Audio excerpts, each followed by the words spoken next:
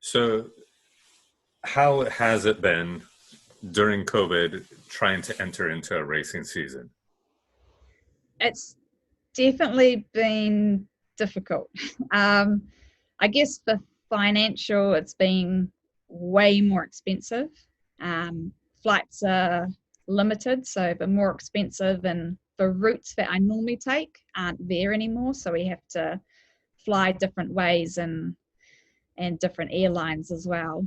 And then yeah, just for procedures, I guess, at the races, like everyone has to social distance, and to hold a race with social distance and trying to get everyone to wear masks, it's quite hard, especially with the people that I've seen for the last 5 years. So everyone's all friends, so it's really hard to limit yourself and not get to catch up or see your friends. So yeah, it's been one of those things where not many people, you just kind of adapt and go with the flow, and it is what it is. But yeah, it's really noticeable, and it's a very strange season. So, with that, so you went into France and then you drove across. What was because I know a lot of borders, they limit you on travel because of Yeah. COVID. How did they manage that?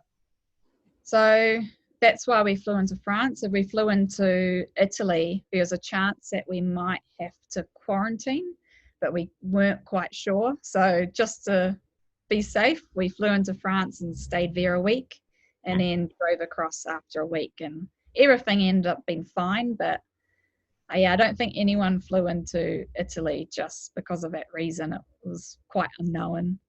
Um, yeah, and then on the way back, we drove back to France, but there wasn't, because we have to fly pretty much to a main European airport and then Singapore and then home.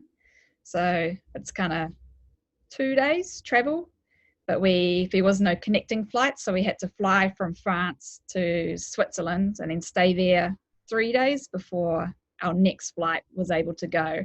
So Oh my it's just God. yeah, it was just a long process. Like we knew traveling it was going to be limited and a bit harder. That How many testings did you have to do then? for COVID, Yeah. when we're over there, we didn't have to do any. Oh, wow. I think from countries that were high risk, they had to test and they had to quarantine. Mhm. But New Zealand's pretty good with COVID at the moment, so we were considered a safe country. So it's only been since we came back to New Zealand we've had two tests, and then that's it. Yeah, so it wasn't too bad over there. I And, know that. Yeah, and you're in quarantine now, right? yes, yeah. For how long? 2 weeks. So I've got 3 days left. Sorry, 3 weeks? 2 weeks. 2 weeks. All right. And so, what exactly does that consist of? So pretty much we flew into Auckland, in New Zealand, and we have to go through all this process, get lots of paperwork, get our temperatures checked, get checked by many different health professionals, and even security. And then we get put on a bus and we get driven to a um, government managed isolation facility. So it's just a hotel, but it's guarded all the time. So it's kind of like I was saying, a luxury prison. Like your movements are, you have to say everything where you're going. Like if we go down to the lobby or out to the courtyard, it has to be written down and noted. Oh, We're wow. not allowed to mingle with anyone here.